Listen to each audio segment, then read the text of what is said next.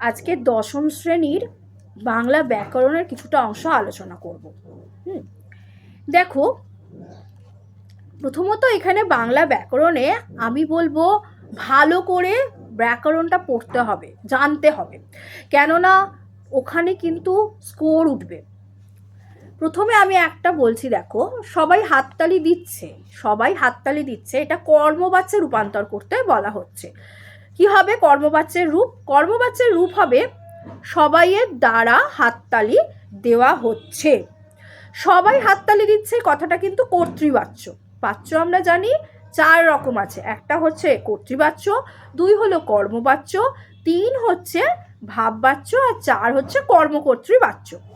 তো সবাই যখন হাততালি দিচ্ছে কথাটা আছে, সবাই হাততালি দিচ্ছে, ওটা কর্তৃবাচ্য থেকে কর্মবাচ্যে আমরা যাব।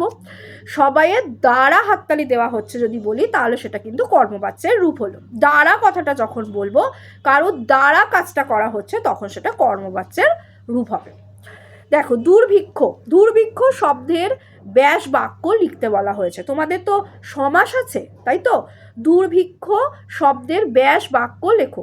দুর্ভিক্ষ শব্দের ব্যাস বাক্য হলো ভিক্ষার অভাব। ভিক্ষার অভাব, যেটা হলো কি ধরনের সমাস? অব্যয়ীভাব সমাস। অব্যয়ীভাব সমাসটা কি?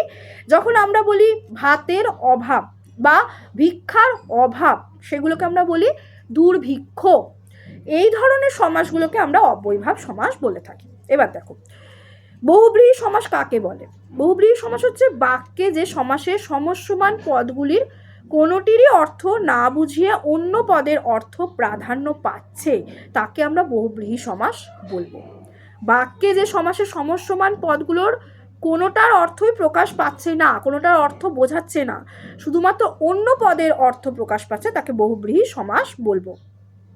আচ্ছা, এবার দেখো, এখানে আছে কর্তৃকারকে এ বিভক্তির উদাহরণ দাও।